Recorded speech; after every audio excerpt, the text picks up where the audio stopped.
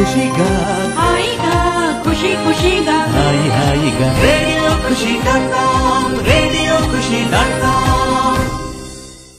Hello listeners, welcome to interviews with radio ఖుషి.com. సినీ ప్రముఖుల మనోభావాలను తెలుసుకునే కార్యక్రమం ఇంటర్వ్యూస్ విత్ రేడియో ఖుషి.com కు స్వాగతం.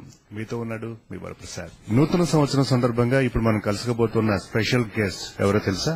దాదాపు 1700కు పైగా నాటక ప్రదర్శనలతో, దాదాపు 200 సినిమాలకు పైగా విభిన్నమైనటువంటి క్యారెక్టర్లతో తెలుగు ప్రేక్షకుల్ని విశేషంగా అలరిస్తున్న ప్రముఖ సీనియర్ హాస్య నటులు శ్రీ కొండవలస లక్ష్మణరావు గారు ఈరోజు మనతో ఉన్నారు. వారిని అడిగి వారి మనసులోని భావాలు, అదేవిధంగా ఈ నూతన సంవత్సరం సందర్భంగా మనం కలుసుకోబోతున్నటువంటి స్పెషల్ గెస్ట్ ఆయన, వివరాలు ఏమిటో ఆయన మాటల్లోనే విందాం. నమస్కారం లక్ష్మణరావు గారు. నమస్తే అండి. So we wish you happy and prosperous new year అండి 2009. Thank you. Same to you, to the audience of radio ఖుషి.com. Thank you very much sir. Sir, మీ పేరు వినగానే మొట్టమొదటిసారిగా ఆడియన్స్ అందరికీ గుర్తుకొచ్చేటటువంటి ఒక మంచి డైలాగ్, ఇంతవరకు కూడా ఎవరు కూడా, అంటే కొండవలస గారు అనగానే టక్మని నేను ఒప్పుకోను అయితే ఓకే, ఈ డైలాగ్ ఒక్కసారి మా ప్రేక్షకుల కోసం ఒకసారి చెప్తారు సార్. అంటే ఇది దీనికి ముఖ్యంగా కారకులు వంశీ గారేనండి. ఈ డైలాగ్తో బాగా పాపులర్ అయ్యాను నేను. అయితే ప్రేక్షకులు, మీ రేడియో ఖుషి.com ప్రేక్షకులకి నా విషయస్ అవసరం కాదు తెలియదు. కావాలంటే నేను ఒప్పుకోనంటాను, అక్కర్లేదనంటే అయితే ఓకే అంటాను. అయితే ఈ డైలాగ్ ఇంత పాపులారిటీ ఎంతవరకు అంటే ఈవెన్ ఇంటర్నేషనల్ లెవెల్ కూడా వెళ్ళింది ఇది. So I must grateful to my director Vamsi గారు ఆన్ దిస్ ఆస్పెక్ట్. వంశీ గారు అయితే ఓకే. Thank you sir. అదేవిధంగా ఈ కొత్త సంవత్సరంలో ఏ ప్రాజెక్టులు అని ఏ సినిమాల్లో మీరు చేస్తున్నారు, ఆ క్యారెక్టర్ వివరాలు చెప్తారు సార్? అంటే మేస్త్రి అనే సినిమా చేస్తున్నానండి ఇప్పుడు. దాసనారాయణరావు గారు ఆల్మోస్ట్ హీరో ఆయనే అని చెప్పాలి. ఆ సినిమాలో నేను విశాఖపట్నం షిప్ యార్డ్ కంపెనీలో వర్క్ చేసే వర్కర్స్ కి ఒక, అంటే కంపెనీ తరఫున బాసెస్ లో ఒక బాస్ కి అసిస్టెంట్ వేషం చేస్తున్నాను. ఆల్రెడీ ఆల్మోస్ట్ కంప్లీట్ అయిపోయింది అందులో చేసింది. ఆ తర్వాత కరెంట్ అనే సినిమాలో చేస్తున్నాను ఇప్పుడు. అది ఆల్మోస్ట్ కంప్లీషన్ స్టేజ్కి వచ్చింది. 1 or 2 days వర్క్ ఉండిపోయిందని. ఇంకా 2009లో I'm going to commit more movies అండి. 2008లో మాత్రం ఆల్మోస్ట్ కమిట్ అయినవన్నీ కంప్లీట్ చేస్తానండి. ఇంకా కొద్దిగా ఉండిపోయింది బ్యాలెన్సెస్. అదేవిధంగా అంటే మీ మొదటి సినిమానే దాదాపు ఒక మంచి బ్లాక్ బస్టర్ గా, ఒక మంచి హిట్ సినిమాతో మీరు లాంచ్ అవడం జరిగింది. అంటే దాదాపు ఒక సీనియర్ నటుడిగా ఎన్నో నాటక ప్రదర్శనలు ఇచ్చారు. ఒక సినిమా ఆర్టిస్ట్ గా మొదటి సినిమాని అద్భుతమైనటువంటి విజయం సాధించింది. అవును, వాళ్ళిద్దరూ ఇష్టపడ్డారు. సో అందులో ఉన్న క్యారెక్టర్ గురించి అసలు మొదటి అవకాశం ఎలా వచ్చింది మీకు అసలు? యాక్చువల్గా నేను యాంటిసిపేట్ చేయలేదండి ఆ సినిమాలో వేషం వస్తుందని. నేను నాటకాలు వేస్తున్నప్పుడు వంశీ గారు రాజమండ్రి దగ్గర ద్రాక్షారామం అనే ఊర్లో నేను నాటకం వేస్తుంటే ఆయన చూడడం జరిగింది. చూసి ఈయన ఎవరో బాగానే చేస్తున్నారు, తప్పకుండా నీ సినిమా చేస్తే వేషం ఇస్తాను అనుకుని ప్రదర్శన చూసిన 3 years తర్వాత ఆయన సినిమా ప్లాన్ చేశారు. ఆ మూమెంట్ లో నేను అప్పటికే విశాఖపట్నం నుండి హైదరాబాద్ షిఫ్ట్ అయిపోయానండి. ఇక్కడికి వచ్చి ఉంటుండగా ఆయన నా గురించి ఎంక్వైరీ చేశారు. ఎంక్వైరీ చేస్తే సరే నేను ఇక్కడే ఉన్నాను అని తెలుసుకుని కలవడం జరిగింది. వేషం ఇలా చేస్తారని సినిమా తీస్తున్నాను అంటున్నాను. ఇట్స్ ఎ గ్రేట్ ప్రెషర్ అండి. అసలు దిక్కు సాక్షులు తిరుగుతున్నాను నేను హైదరాబాద్ లో, నాకు ఎవరు తెలియదు ఇక్కడ అని చెప్పి తప్పకుండా చేస్తానని చెప్పి ఆయనతో పాటు నేను ఒక 4 నెలలు తిరిగానండి. December 1st కలిశాను ఆయనకి. December 1st 2001. అప్పటి నుండి March 17వ తేదీన సినిమా స్టార్ట్ అయినంత వరకు కూడా నేను ఆయన కూడా ఉన్నాను. సినిమా కంప్లీట్ అయ్యేంత వరకు కూడా వర్క్ చేసి, అయితే అవకాశం రావడానికి మెయిన్ రీజన్ కేవలం ఆయన టాలెంట్ ఉంటేనే తప్ప ఆయన తీసుకోరండి. ఆయన చేతను ఆయనకి ఎంతో నచ్చితేనే గానీ ఆఫర్ ఇవ్వరు. అటువంటిది అది నా లక్. అయితే నా బోటి నటులు లక్ కాదు, రంగస్థలం మీద చాలా మంది ఉన్నారు, మంచి స్పర్ధరూపులు ఉన్నారు, మంచి పర్సనాలిటీ ఉండేవాళ్ళు ఉన్నారు, వాయిస్ ఉండేవాళ్ళు ఉన్నారు. బట్ ఈ చిత్రం అవును వాళ్ళు దృష్టిపడ్డారులో నన్ను పొట్టిరాజు క్యారెక్టర్ కి ఆయన ఎన్నుకోవడం, ఆ క్యారెక్టర్ నాకు సూటబిలిటీ ఉండడం వలన నాకు ఆ వేషం దక్కింది, ఆ వేషం పండింది. సో ఆ విధంగా నాకు లక్ కూడా కొంతవరకు ఫేవర్ చేసిందని చెప్పాలి. ఆయన ఇచ్చారు, నేను చేయలేకపోతే, లేదా నా వేషం ఫెయిల్ అయితే, లేదా సినిమా సక్సెస్ అవ్వకపోతే. లక్ ఏంటంటే సినిమా 135 days ఆడింది, నా వేషం పండింది, అయితే ఓకేగా నాకు గుర్తింపు వచ్చింది. సో ఇవన్నీ నాకు ప్లస్ పాయింట్స్ అయినాయి. దానివల్ల ఏంటంటే ఫస్ట్ ఫిల్మ్ తోటే నాకు ఒక మంచి గుర్తింపు వచ్చింది. అది అదేవిధంగా ఇప్పటికీ కూడా దాదాపు చాలా వరకు ఛానల్స్ లో ఆ కామెడీ బిట్స్ వచ్చినప్పుడు అవి క్లిప్స్ ప్లే చేస్తూ ఉంటారు. అదేవిధంగా అందరూ మీరు చేసిన క్యారెక్టర్ లో మీరు చేసిన మేనరిజమ్స్ కానివ్వండి, ఆ కాస్ట్యూమ్, ఆ డ్రెస్సింగ్ ఇది కానివ్వండి, ఇదంతా కూడా చాలా ఐడెంటిటీని తీసుకొచ్చేస్తారు సెపరేట్ గా మీ డైలాగ్ తో పాటుగా. ఎందుకంటే నాది ఒక ప్రత్యేకమైన స్టైల్ అయిందండి. ముఖ్యంగా నాకు ఇప్పుడు వాయిస్ కామెడీగా నాకు బాగా ఎక్కువ గుర్తింపు వచ్చింది. ఆ వాయిస్ కామెడీగా గుర్తింపు రావడానికి కూడా వంశీ గారే కారకులండి. ఎందుకంటే వేషం అంతా కంప్లీట్ అయిపోయిన తర్వాత డబ్బింగ్ 24 రోజులు అటెండ్ అయ్యానండి ఆయనతో పాటు. అంటే ఎవరు ఏ విధంగా డబ్బింగ్ చెప్తున్నారు, ఎట్లా చెప్తే సులువుగా ఉంటుంది, మనకంటూ ఒక స్టైల్ ఎట్లా క్రియేట్ చేసుకోవాలి. వారు ఇప్పుడు జీవ గారు చెప్పారు ఆయనదో స్టైల్, కృష్ణ భగవాన్ గారిది ఆయనదో స్టైల్, అలాగే రవితేజ గారు, వీళ్ళందరిది అబ్జర్వేషన్, ఎంఎస్ గారిది, ఇలాగే అందరిది అబ్జర్వేషన్ చేయించి అప్పుడు నాకు డబ్బింగ్ చెప్పించడానికి వచ్చినప్పటికల్లా ఇదే వాయిస్ తో నేను డబ్బింగ్ చెప్తే ఆయన కొద్ది ఫీల్ అయ్యారు. ఏంటి యాక్షన్ చూస్తే పెక్యులర్ గా ఉంది, స్టైల్, వాకింగ్ స్టైల్ పెక్యులర్ గా ఉంది, మీ నడక స్టైల్ వేరేగా ఉంది, మీ హెయిర్ స్టైల్, మీ తాలూకా డ్రెస్, ఇవన్నిటికీ ఒక పెక్యులారిటీ ఇచ్చాను. మీరు బేస్ వాయిస్ వస్తుంది, సరే ఎవరి చేత నేను డబ్బింగ్ చెప్పిస్తానన్నారు ఆయన. నేను ఫీల్ అయ్యాను కొద్దిగా, అరే ఇంత మంచి వేషం చేసి నా వాయిస్ లేకుండా పోతుంది అని. అప్పుడు ఏం కావాలి సార్ అని అడిగితే అప్పుడు ఆయన అన్నారనమాట, ఒక పెక్యులారిటీ కావాలి మీ వాకింగ్ స్టైల్ కి, మీ బాడీ స్టైల్స్ కి, అన్నిటికీ ఒక పెక్యులారిటీ అవసరం, అది కూడా డిఫరెంట్ గా ఉండాలా అని అనుకున్నాను నేను. కానీ కుదరలేదు అసలు. అంటే సరే అని ఇండియన్ గ్యాస్ అని ఒక నాటకం చేశానండి. ఆ నాటకంలో సోడాలు పట్టుకుని అమ్ముకునేవాడు వేషం.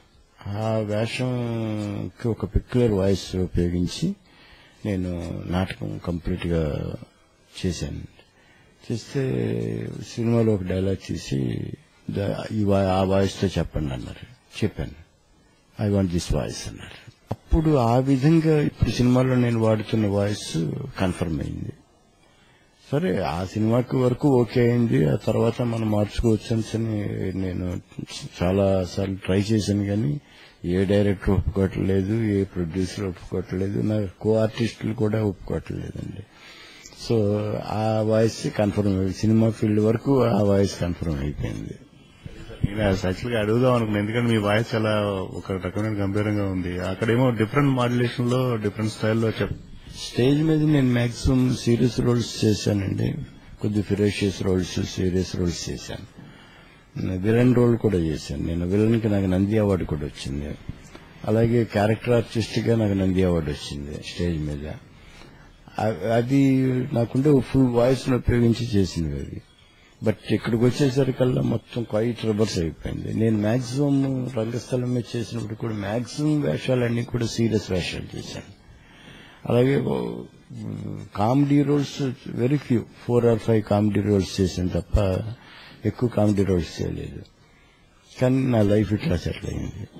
సో చెప్పలేం ఎవరికి ఎప్పుడు ఏ విధంగా భగవంతుడు అనుగ్రహిస్తాడనేది, అట్లా నేను ఫిక్స్ అవడం జరిగింది. అదేవిధంగా అంటే మీ ప్రదర్శన చూసిన 3 ఏళ్ల తర్వాత వంశీ గారు గుర్తు పెట్టుకుని రావటం అంటే ఇట్స్ రియల్లీ అప్రిషియేట్. అదే చెప్తున్నాను కదండి, ఇప్పుడు ఆయనకి ఆ స్పర్ ఆఫ్ ది మూమెంట్ లో చూసి అవకాశం ఇద్దాం అనుకోవడం వేరు. ఆ తర్వాత 3 ఏళ్ల తర్వాత ఆయన సినిమా తీసినప్పుడు ఈయన ఎక్కడ ఉండలేదు మనకెందుకు అని అనుకోవచ్చు. లేదా 1 or 2 times ట్రై చేసిన తర్వాత నేను దొరకలేదు అనుకోండి, వదిలేయన్స్ అని అంటారు.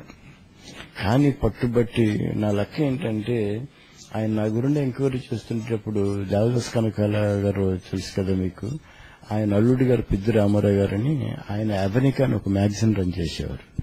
నా ఫస్ట్ నంది అవార్డ్స్ అప్పుడు నాకు ఇంటర్వ్యూ చేశారు ఆయన. ఆ ఇంటర్వ్యూ అందులో వేశారు. ఆ పుస్తకం పట్టుకొని వంశీ గారికి ఇవ్వడానికి వచ్చాడు ఆయన. అప్పటికి ఈయన నా గురించి సెర్చ్ చేస్తున్నారు ఎక్కడ దొరుకుతానా అని. అయిన తర్వాత లక్కీగా లాస్ట్ పేజీలో నా ఇంటర్వ్యూ పడ్డది. సో అది చూసి కొండవలస లక్ష్మణరావు ఎక్కడ దొరుకుతాడు నాకనంటే, నేను లైన్లో పెడతాను, మీరు గాబరా పడకండి. పెద్దిరామారావు గారు మొత్తానికి వైజాగ్ కాంటాక్ట్ చేసి మా ఫ్రెండ్స్ని కాంటాక్ట్ చేసి నేను అక్కడ ఉన్నాను, నేను హైదరాబాద్లో ఉన్నాను. లక్కీగా ఆ వేళ విశాఖపట్నంలో ఉన్నాను. నేను కన్యాశుల్కం నాటకం వేయడానికి వెళ్ళాను. వెళ్తే పెద్దిరామారావు గారు నాకు కాంటాక్ట్ చేస్తే, మీరు ఇమీడియట్ గా వంశీ గారిని కలండి, ఆయన ఏదో సినిమా చేద్దాం అనుకుంటున్నారు, మీకు వేషం అనుకుంటున్నారు అని. సరే మరుసటి రోజు రాగానే ఆయన కలిశాను. Very much happy. ఆయన చూడంగానే అసలు వేషం ఇచ్చినా ఇవ్వకపోయినా అంత మహానుభావుని చూడడమే ఒక గొప్పగా ఫీల్ అయ్యాను నేను. ఆయన ఆఫర్ ఇచ్చిన వెంటనే యాక్సెప్ట్ చేశాను. అదేవిధంగా అంటే అదే రేంజ్ కాకపోయినా కానీ బాగా అలరించినటువంటి సినిమా తర్వాత కబడ్డీ అండి. కబడ్డీలో ఈ కామెడీ మొత్తం చాలా మంది కామెడియన్స్ అందరూ దానిలో ఉన్నారు. చక్కగా మంచి ట్రాక్స్ పడ్డాయి, అందరికీ కూడా చాలా చక్కగా ఎంటర్టైన్ చేశారు ఆడియన్స్ అందరినీ కూడా. సో దాని గురించి కూడా చెప్పండి సార్. కబడ్డీకి యాక్చువల్ గా మేము వీఆర్ దేర్ అట్ రాజోల్ అండి ఫర్ 40 days కంప్లీట్ షూటింగ్. మేము ఎంటర్ అయిన తర్వాత మళ్ళీ ప్యాకప్ చేసుకుని వచ్చాను. కాకపోతే ఇక్కడ బ్యాలెన్స్ ఉండిపోయిన వర్క్స్ కోసం మధ్యలో ఒకటి 2 సార్లు రావడం జరిగింది. టోటల్ గా ఎక్కడ ఉన్నాం. దానికి ఎక్కువగా మా రైటర్ తో పాటు మా కృష్ణ భగవాన్ గారు బాగా వర్క్ చేశారండి. ఆయన సటైరికల్ గా డైలాగ్స్ ఇవ్వటం ఎక్కువగా అలవాటు కాబట్టి టోటల్ గా నెరేటివ్ పార్ట్ అంతా రైటర్ రాసినప్పటికీ కూడా సటైరికల్ డైలాగ్స్ ఆయన వేయడం కాకుండా మాకు కూడా ఇట్లా అంటే బాగుంటుందేమో ఆలోచించండి డిస్కస్ చేసుకుని మేమందరం ప్రతి సీన్ కూడా అలా స్పాట్ ఇంప్రూవైజేషన్ చేసుకుని చేయడం జరిగిందండి. Really it's a great success to the producer మా వల్లూరుపల్లి రమేష్ గారికి. ఒకటి ఏంటంటే ఒక ఫ్యామిలీలో వర్క్ చేసామండి ఆ సినిమాకి. అందరం కూడా ఎవరికి ఈగోయిజమ్స్ అవి ఏమి లేవు. ఈవెన్ జగపతి బాబు గారు కూడా మాతో చాలా సరదాగా కూర్చొని సాయంత్రం స్నానం చేసి అందరం కూర్చొని గట్టి కుదురులో కూర్చొని మాట్లాడుకుని అప్పుడు టైం 7:30కి వెళ్ళటం ఇట్లా చేసేవాళ్ళం అనమాట.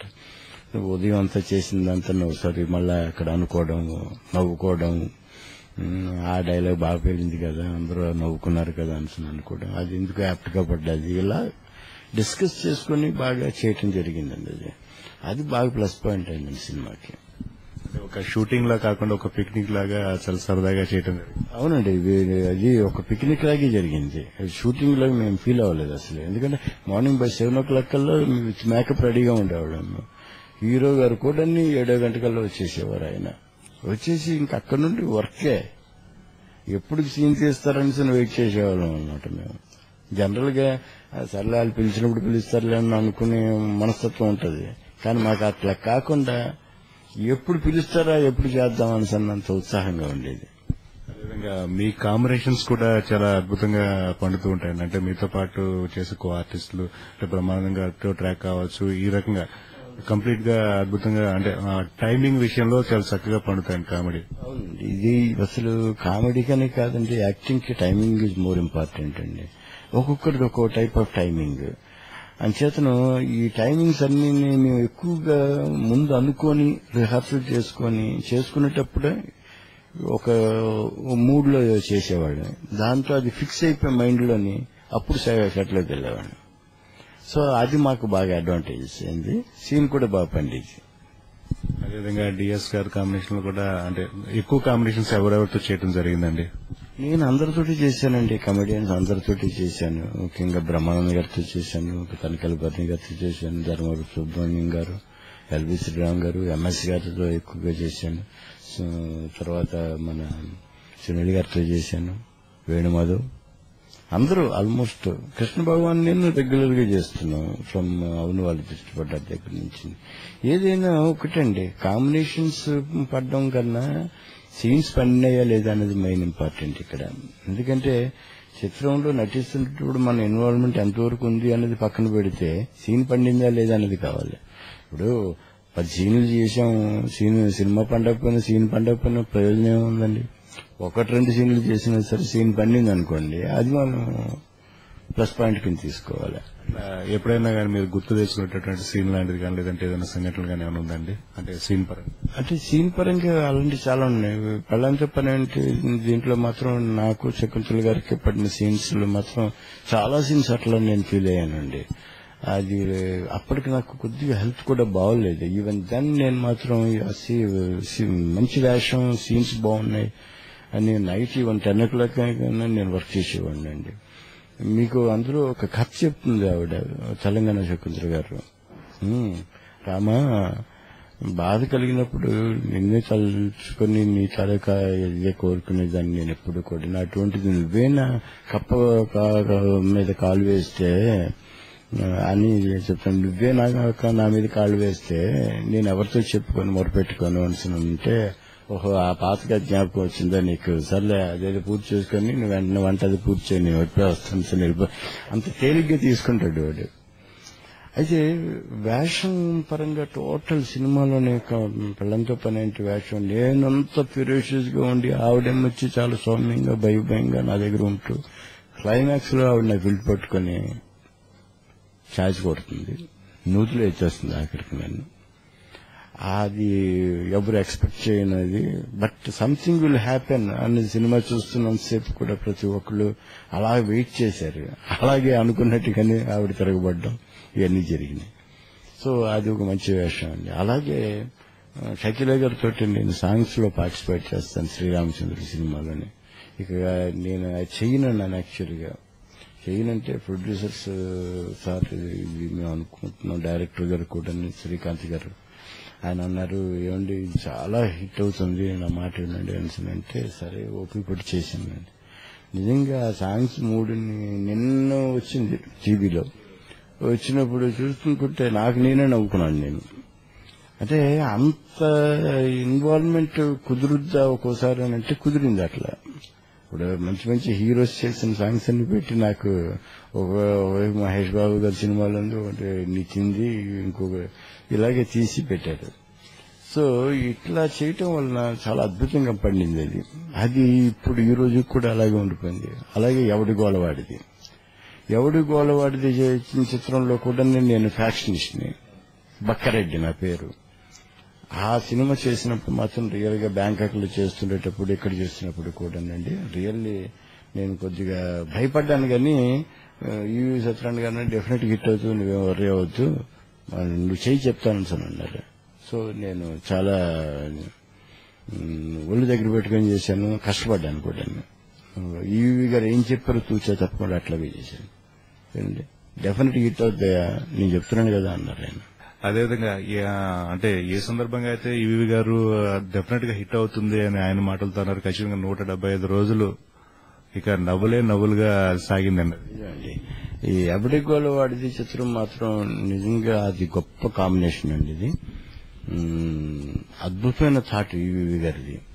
మీకు క్లైమాక్స్ జనరల్ గా డైలాగ్స్ తో చెప్తారు ఎవరైనా, అటువంటిది ఆయన సాంగ్లు చెప్పారు. ఆయన క్లైమాక్స్ ని 14 నిమిషాల సాంగ్ అది. నిజంగా ఒక్క సాంగ్ వర్క్ ని ఆయన ఒక 2-3 days లో కంప్లీట్ చేశారంటే ఆశ్చర్యం. చాలా హెవీగా చాలా మంది ఆర్టిస్టులు ఉన్నారండి అందులో. మొత్తం చాలా మంది ఆర్టిస్టులు ఉన్నారు, హెవీ కాంబినేషన్. తర్వాత ఆయన థాట్కి మెచ్చుకోవాలండి అసలు నిజంగానే. నా బ్రదర్ కింద జయప్రకాష్ రెడ్డి గారు ఏంటండి, ఆయన నాకు తమ్ముడు, నేను అన్న, నేను బక్కరెడ్డి, ఆయన బండరెడ్డి అని క్యారెక్టర్స్ పేర్లు పెట్టి నిజంగా అసలు చాలా థ్రిల్లింగ్ గా ఫీల్ అయ్యామండి ఆ సినిమా చేస్తున్నంతసేపు కూడా. అదొక గొప్ప చిత్రం. అందుకే ఈవీ గారిని cannot forget in my life. నా గెటప్ కూడా అప్పుడు నాకు లక్కీగా నేను తిరుపతి వెళ్ళాను, వెళ్ళి గుండు చేయించుకొని వచ్చాను. ఎక్కువ మొలవలేదు, కొద్దిగా మొలిచినాయి. అప్పుడు ఆయన విగ్ ఏదో ప్రిఫర్ చేశారు. మేకప్ అంతా అయిన తర్వాత బొట్టది పెట్టిన తర్వాత ఆయన విగ్ పెడుతుంటే మేకప్ ఆర్టిస్ట్ వద్దండి, నేను డైరెక్టర్ గారితో మాట్లాడతానని దగ్గరికి వెళ్లి, సార్ ఇలాగ చేస్తేనే బాగుంటుందేమో అనిపించింది అంటే, చాలా బాగుంది ఇలాగే ఉండు, నువ్వు వద్దు తీసేయండి విగ్ అనండి. ఆయన వచ్చి ఆ కాస్ట్యూమ్ అది కుట్టించి చాలా మంచి కీన్ ఇంట్రెస్ట్ తీసుకుంటారంట ఆయన. తర్వాత చెప్పేది కూడా చాలా నెమ్మదిగా, ఇది తప్పు చేయొద్దు, నువ్వు ఇంకా నీకు డౌట్ అయితే అడుగు అని పదే పదే ఆయన ఇన్స్ట్రక్షన్స్ ఇచ్చి డైలాగ్ 2-3 సార్లు అనిపించి బాగుంది ఇలా చెప్పంటారు. అంచేత ఆర్టిస్ట్ చేద్దాం అని అనుకుంటున్న ఇంకోలాగా చేద్దాం అని అనుకున్నా ఆ స్టైల్ బాగుంది అని అంటే మాత్రం వెంటనే ఇంప్రూవ్మెంట్ చేసేవారు ఆయన. లేదు అనుకుంటే ఆయన మైండ్ లో ఏ టైప్ చేస్తే బాగుంటుంది అనేది ఆ టైపే చేయించారు అందరి చేత. సో ఆ పిక్చర్ అంత పెద్ద హిట్ అవడం అన్నది మాకు కూడా ఒక పెద్ద ప్లస్ పాయింట్ కదండి.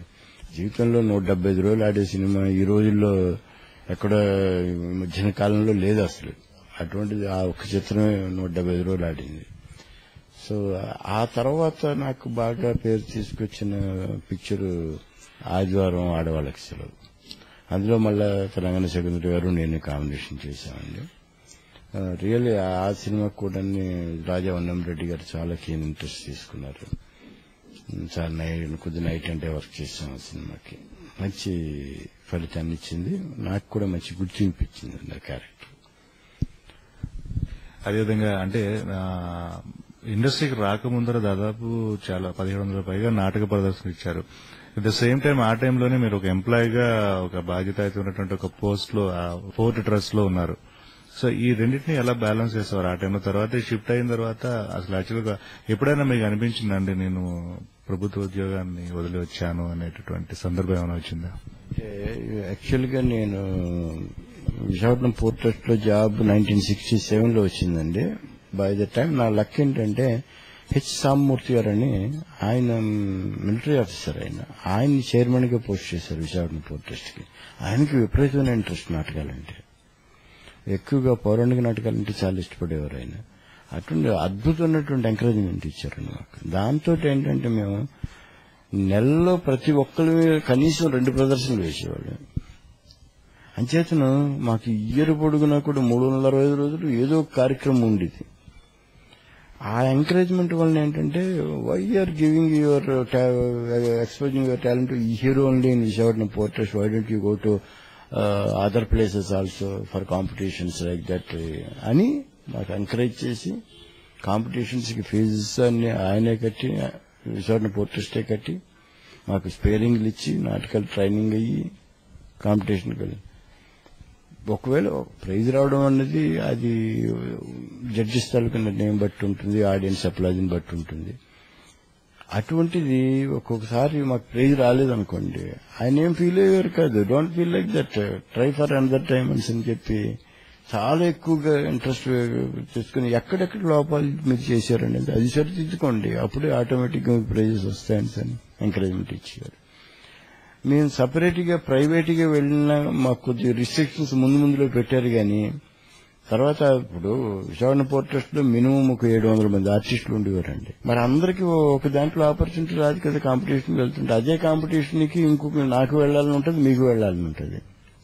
అటువంటి పరిస్థితుల్లో నేను లేననుకోండి మెయిన్ టీంలో, నేను సపరేట్ గా కడితే ఒప్పుకునేవారు కాదు. అది రాను రిలాక్స్ చేశారు. రిలాక్స్ చేసిన తర్వాత మేము మాకు కూడా ఎక్కువగా శని ఆదివారాలు ప్రిఫర్ చేసేవాళ్ళం. ఆ విధంగా నాటకాలు ఎక్కువ వేస్తూ మా డ్యూటీస్ కి ఎటువంటి హద్దులు లేకుండా చూసుకుంటూ వచ్చాము. సరే అయితే నేను చిత్రసీమకు వచ్చిన తర్వాత నన్ను ఎట్లా మేనేజ్ చేసుకున్నారంటే, నేను విఆర్ఎస్ తీసుకున్న తర్వాత చిత్రసీమకి వచ్చాను. నేను 2000లో నేను విఆర్ఎస్ కి అప్లై చేశాను. విఆర్ఎస్ ఇచ్చారు నాకు. ఇచ్చిన తర్వాత నేను ఇక్కడ షిఫ్ట్ అయ్యాను. 2001లో మా అమ్మాయి మ్యారేజ్ చేసి 2001 ఎండింగ్ లో వచ్చాను ఇక్కడికి. ఇక్కడికి వచ్చిన తర్వాత వితిన్ 1 month లో వంశీ గారికి పిలవటం జరిగింది. అది నా అదృష్టం. అదేవిధంగా నాటక ప్రదర్శనలో అంటే ఏ ప్రాంతాల్లో ఇచ్చారు? కంప్లీట్ గా అంటే త్రూఅవుట్ ఆంధ్రప్రదేశ్ అంతా ఇచ్చారు, అవుట్ ఆఫ్ ఆంధ్రప్రదేశ్ కూడా వెళ్ళి ఇవ్వటం జరిగిందండి? నేను throughout Andhra Pradesh almost each and every village నేను టచ్ చేశాను. నేను అదర్ స్టేట్స్ అంటే మెడ్రాస్లో ఎక్కువగా వేసేవాళ్ళమే. తర్వాత ఖర్గపూర్, బాంబే, ఢిల్లీ, తర్వాత బెర్హంపూర్ ఇలాగా వేయడం జరిగిందండి ఎక్కువగా. అదేవిధంగా అంటే ఇతర భాషా చిత్రాల్లో నటించే అవకాశం ఏమైనా వచ్చిందని ఇందులో చేశారా? నాకు రీసెంట్ గా ఒక కన్నడ మూవీలో చేశానండి, బట్ తెలుగుకి ట్రాన్స్లేట్ చేస్తున్నారు. అదే ఆవేశం అని ఆ చిత్రంలో నటించడం జరిగిందండి. నేను, ఎంఎస్ గారు, వేణుమాధవ్ గారు, జయప్రకాష్ రెడ్డి గారు చేశాం. బాగుంది, వేషం కూడా బాగుంది. కృష్ణ అని డైరెక్టర్ అయిన చాలా బాగా చేయించారు. అది జనవరి 23 మోస్ట్ ప్రాబబ్లీ రిలీజ్ అవుతుందండి. అదేవిధంగా ప్రదర్శన నిమిత్తం దాదాపు ప్రపంచవ్యాప్తంగా కమెడియన్స్ అందరూ కూడా పర్యటిస్తూ ఉంటారు కదండి. అదేవిధంగా చాలా వరకు స్టేజ్ షోస్ అవి అవుతూ ఉంటాయి. యుఎస్ కానీ యూకే కానీ తర్వాత దుబాయ్లో కానీ ఇట్లా ఫంక్షన్స్ అవుతూ ఉంటాయి కదండి. సో వాటికి అటెండ్ అయినప్పుడు మీరు ఎదుర్కొన్న ఒక మంచి అనుభూతి కానీ, ఒక మంచి మర్చిపోయిన సంఘటన కానీ? అంటే ఇప్పుడు మమ్మల్ని దుబాయ్ మస్కట్ వెళ్ళడం జరిగిందండి. ఆ సందర్భాల్లో అమెరికా వెళ్ళాను, థానా సభ్యులకు వెళ్ళాను. అయితే రెస్పాన్సెస్ అంటే మనం వెళ్ళడం అనవసరం అండి ఒక విధంగా చెప్పాల్సి వస్తే. ఎందుకంటే అక్కడ తెలుగు వాళ్ళందరూ కలిసి హ్యాపీగా గడపడం కాదు. కాకపోతే ఏంటంటే సినిమా గ్లామర్ కోసం మమ్మల్ని పిలుస్తారు తప్ప మాకన్నా అద్భుతంగా వాళ్ళు చేస్తున్నారండి. అక్కడ వాళ్ళు ఇచ్చే డాన్స్ పర్ఫార్మెన్సెస్ కానీ, క్లాసికల్ డాన్సెస్ అండి, అన్ని డాన్స్ పర్ఫార్మెన్స్ కానీ, స్కిట్స్ కానివ్వండి, మంచి మంచి ఐటమ్స్ వాళ్ళు ప్రిపేర్ చేస్తున్నారు. చాలా బాగా చేస్తున్నారు. దానికోసం మమ్మల్ని పిల్లనవసరం లేదు. కాకపోతే ఏదో సినిమా గ్లామర్ కోసం పిలుస్తారు తప్ప. అయితే వెళ్ళిన తర్వాత ఇంకా ఏముందండి, ఇప్పుడు అక్కడ ఎంత తొందరగా అయిపోద్దా అని చూస్తాం. మనం ఏదో సైట్ సీయింగ్ ఎక్కడికి వెళ్దాం అని తపన అది ఉంటుంది మనకి, కొత్త ప్లేస్ కాబట్టి. చేతను కాకపోతే ఏంటంటే అందరూ అభిమానంగా చూస్తారండి, అందులో డౌట్ ఏం లేదు. We felt more happy at America. కాకపోతే అక్కడికి వెళ్ళిన తర్వాత కనీసం కొండవలస అనలేదు, ఎవరు లక్ష్మణ్ రావలేదు. అయితే ఒకేగాడు వచ్చేట్రా అన్నారు. సో అక్కడ కూడా నేను అదే అన్నాను, ఇక్కడ కూడా నాకు అయితే ఓకే అని అంటే ఎట్లా అండి, నాకు పేరు ఒకటి ఉంది కదా అని. నో యూఆర్ అయితే ఓకే అని చాలా మంచి రెస్పాన్స్ ఇచ్చారు. మస్కట్ లో వెళ్ళినప్పుడు అక్కడ కార్యక్రమం అంతా అయిపోయింది. మరుసటి రోజు మేము వాళ్ళు ఎర్లీ మార్నింగ్ వెళితే బాగుంటుందండి, డాల్ఫిన్స్ చూడడానికి అక్కడ ఎక్కువగా కనిపిస్తాయన్నారు. అయితే మార్నింగ్ వెళ్ళలేకపోయి మధ్యాహ్నం 12 గంటల ప్రాంతానికి వెళ్ళామండి. అది చూడడం, ఎక్కువ డాల్ఫిన్స్ చూడలేకపోయినా చాలా దగ్గరగా చూసాం డాల్ఫిన్స్ ని. చాలా అద్భుతమైనటువంటి దృశ్యాలు అవి. అక్కడ మస్కట్ లో 200 సంవత్సరాల క్రితం మన హిందువులు శివాలయం కట్టారండి అక్కడ. అది గ్రేట్ థింగ్. అసలు ముస్లిం కంట్రీలో శివాలయం కట్టడానికి అనుమతి ఇచ్చిన ఆ రాజుకి మనం మెచ్చుకోవాలి. అప్పట్లో గుజరాతీస్, మార్వాడీస్ వాళ్ళందరూ వెళ్ళి రాజుని రిక్వెస్ట్ చేశారట, మేము ప్లీజ్ చూసుకోవడానికి ప్లేస్ కాలేదు, మీరు పెర్మిషన్ ఇస్తే కట్టుకుంటా అంటే అతను ఇండియా అంటే ఎక్కువ లైక్ చేసేవాడు ఆయన. అంచేతను ఆయన ఇమీడియట్ గా గ్రాంట్ చేశాడు. ఇప్పుడు ఉన్న ప్రజెంట్ రాజు కూడా ఆయన మనవడే అవుతాడు. ఆయన కూడా ఇండియాలో పూణేలో చదువుకున్నట్టు ఆయన. అందుకే ఇండియన్స్ అంటే చాలా లైకింగ్ ఆయనకి. అక్కడ రిట్రెంచ్మెంట్ అంటూ ఏదైనా ఎంప్లాయ్మెంట్ లో వస్తే మాత్రం ఇండియన్ కి రాదటండి. ఇండియన్స్ అంటే చాలా లైకింగ్ అట. అంచేతను అక్కడ ఎక్కువ ఇండియన్స్ ఉంది. అది ఆ టెంపుల్ ని చూశాను. Really it's a thrilling experience. చాలా నీట్ గా మెయింటైన్ చేస్తున్నారు, చాలా బాగుంది. సుదీర్ఘకాలంగా కళామ తల్లితో అనుబంధం ఉన్న ఒక సీనియర్ నటుడిగా అప్కమింగ్ ఆర్టిస్టులకి కానీ, లేదంటే కొత్త తరం యువకులకి వాళ్ళందరికీ కూడా మీరు ఇచ్చేటటువంటి సలహా? అంటే ఇప్పుడు మారిపోయిందండి ట్రెండ్. కొత్త వాళ్ళకి సలహా మనం ఏం చెప్పలేమండి. ఎందుకంటే వీళ్ళందరూ ఏంటంటే మోడర్న్ అన్న దీంట్లో ఉన్నారు. సినిమాల్లో అయితే డాన్సులు ఫైట్లు చేస్తే సరిపోద్దని అనుకుంటున్నారు. కానీ for stage or for cinema దేనికైనా సరే డైలాగ్ ఈజ్ మోర్ ఇంపార్టెంట్ అండి. దాని మీద కాన్సన్ట్రేషన్ ఎవ్వరూ చేయట్లేదు. డైలాగ్ మీద మీకు పొట్టలేనప్పుడు మీరు ఎన్ని గంతులేస్తే మాత్రం సుఖమే ఉందండి. ఆ సినిమాలో పాటలు బాగున్నా కానీ సినిమా ఏం బాగాలేదు, చెత్త, ఎవరికి మాట్లాడడం రాదు అనే పరిస్థితికి తెచ్చుకుంటున్నారు. ఇప్పుడు మీకు రంగస్థలం మీద అద్భుతమైన నటులు ఉన్నారండి. ఇప్పుడు దీనికి కాలేజీలు ఓపెన్ చేస్తున్నారు, ఫిల్మ్ ఇన్స్టిట్యూట్లు ఓపెన్ చేస్తున్నారు, కోచింగ్ అని. అక్కడ కూడా డాన్స్ మీద, ఫైట్ మీద కాన్సన్ట్రేట్ చేస్తున్నారు తప్ప ఎవరు డైలాగ్ మీద కాన్సన్ట్రేట్ చేయట్లేదు. సెట్లోకి వచ్చి 33 సార్లు రిపీట్ చేసుకుంటున్నారు ఆ డైలాగ్ని. ఏం చాలా ఎట్లా చెప్పాలా, ఎలా చెప్తే బాగొస్తుందా, వాళ్ళ మటుకు వాళ్లే నవ్వుకుంటున్నారు తప్ప దీని ఇంపాక్ట్, దీని తలకి సెన్స్ ఎట్లా వస్తుంది, ఈ డైలాగ్ని ఎట్లా ప్రొజెక్ట్ చేస్తే బాగా వస్తుంది. ఎంతసేపు లవ్ ఒకటే కాదు, ఇంపార్టెంట్ కాదు కదా. You must know how to speak with your father and mother, sister, వదిన గారు, అన్నగారు, వీళ్ళందరితో మీరు ఎట్లా బిహేవ్ చేయాలనేది మీకు యూ మస్ట్ నో ఇట్. అలాగే రిలేషన్స్ తో మాట్లాడేటప్పుడు ఎట్లా మాట్లాడాలి. ఎంతసేపు సినిమా అంతా లవ్ కాదు కదా, అది కూడా కొంతమందికి ఎట్లా మాట్లాడాలో తెలియని పరిస్థితిలో ఉన్నారు. సో నేననేది ఏంటంటే డైలాగ్ మీద మీకు కమాండ్ ఉంటే you can achieve anything.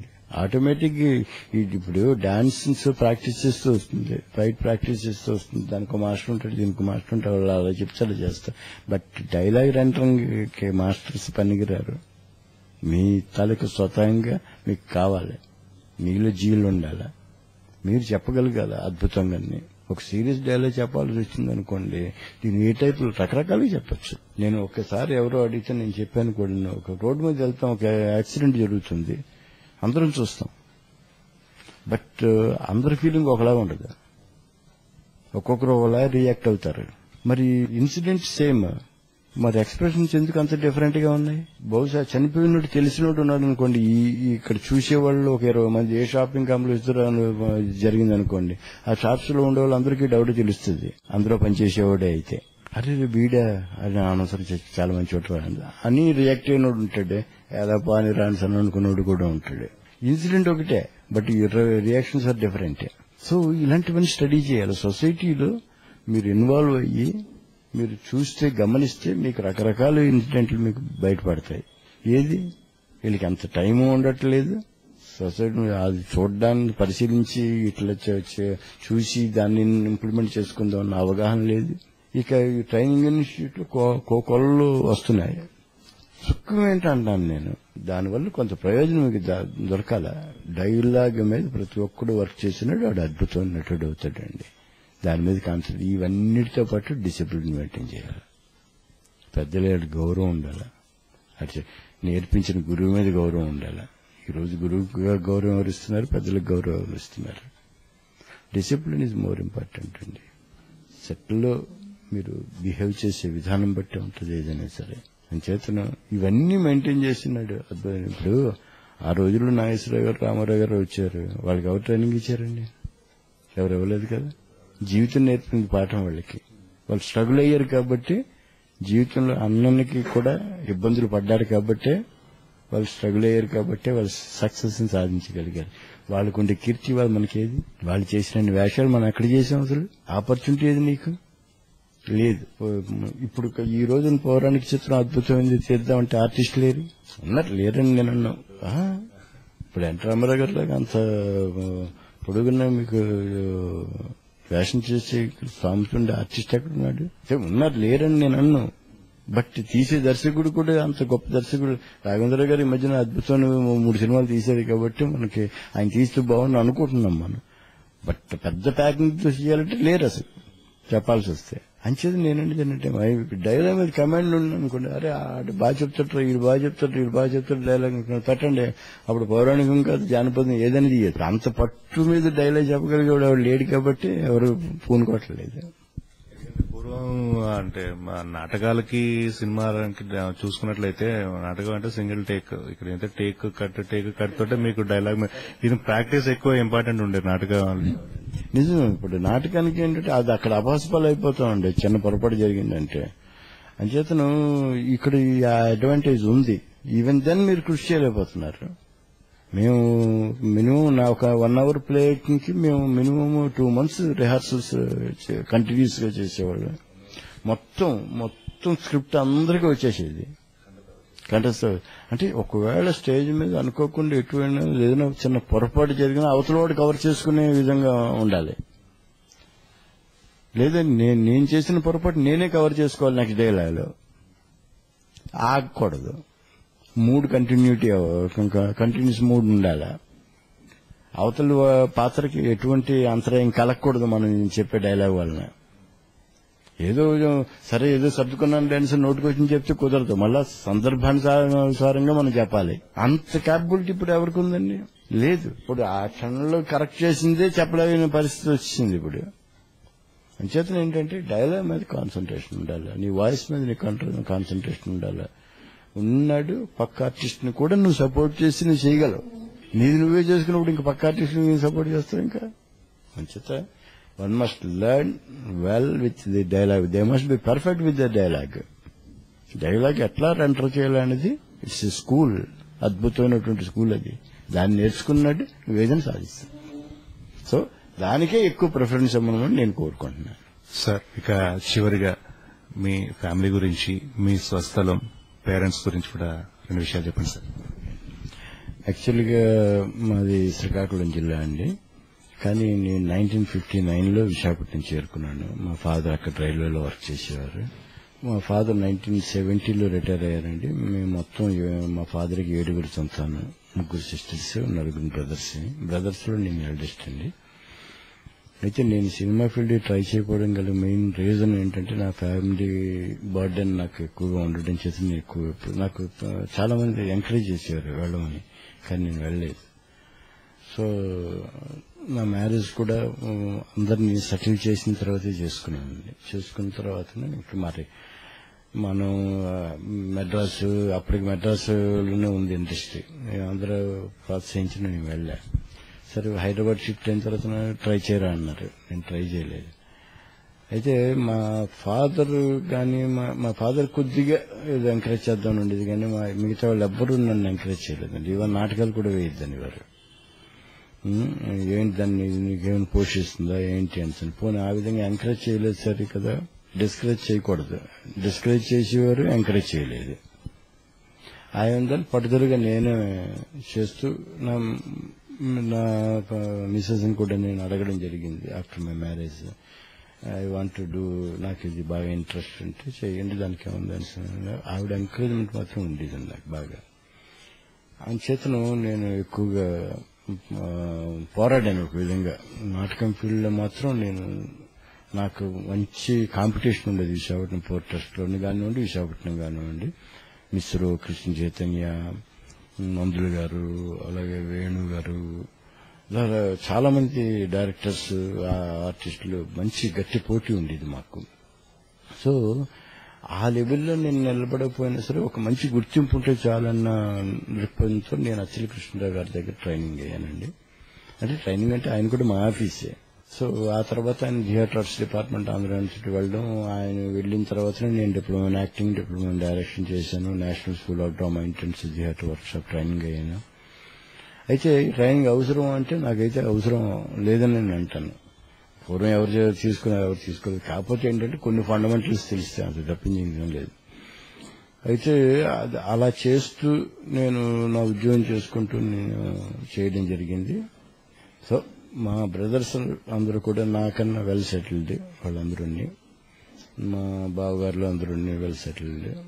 So ఆ విధంగా నాకు నా బాధ్యతలు తీర్చుకున్నాను. బాధ్యతలు తీర్చుకున్న తర్వాత నా ఫ్యామిలీ బ్రాటప్ కూడా ఉంటే నాకు ఒక సన్ను, ఒక పాప అండి. పాపకి 2001లో మ్యారేజ్ చేశాను. అబ్బాయి కూడా సినిమా డిపార్ట్మెంట్ లోనే ఉన్నాడు, చిత్రరంగంలోనే ఉన్నాడు, డైరెక్షన్ డిపార్ట్మెంట్ లో ఉన్నాడు. వాడు is going to direct movie shortly. నాకు డైరెక్టర్ అవుదామని ఉద్దేశం ఉండేదండి, కానీ నేను రిటైర్ అయిపోయిన తర్వాత వచ్చాను కాబట్టి నా ఏజ్ గ్రూప్ కి షూట్ కాదు కూడా. ఎందుకంటే ఇప్పుడు అంత పరుగులు తీయాలా అంచేతను. సో అది నాకు కుదరకపోయినా నా అంబిషన్ మా అబ్బాయి తీరుస్తున్నాడు అన్న తృప్తి ఉంది నాకు. Let us wait and see, god's blessings అవసరం దేనికైనా. సో ఆ విధంగా మేము అందరం హ్యాపీగానే సెటిల్ అయ్యాం. అందరూ ఇదేం లేదు. కాకపోతే ఇక్కడి రావడం కూడా, నేను సినిమా ఫీల్డ్ రావడం కూడా మా వాళ్ళకి ఎవరికి ఇష్టం లేదు. వచ్చిన తర్వాత అనుకోకుండా మంచి లైఫ్ భగవంతుడు ఇచ్చారు. నాకు ఇంట్రెస్టెడ్ ఫీల్డ్ కాబట్టి నచ్చిన దాంట్లో సెటిల్ అవ్వగలిగాను. ఇప్పటికైతే నాకు నా తిండికి, నా బట్టకి, నేను ఉండేదానికి నాకు ఏ ఇబ్బంది లేదు. అది ఫైన్ సార్. ఈ నూతన సంవత్సరంలో మా ప్రేక్షకులందరితో కూడా మీ మనసులోని భావాలు పంచుకున్నందుకు వన్స్ అగైన్ మీకు wish you very happy and prosperous new year అండి. థ్యాంక్ యూ అండి. అలాగే RadioKhushi.com ప్రేక్షకులందరికీ, వ్యూయర్స్ అందరికీ కూడా, లిజనర్స్ అందరికీ కూడా నేను నా నూతన సంవత్సర శుభాకాంక్షలు తెలియజేస్తున్నానండి. I wish you happy and prosperous new year. Thank you very much. ఖుషిగా హాయిగా ఖుషి ఖుషిగా హాయిగా radio Khushi dot com, radio Khushi dot com.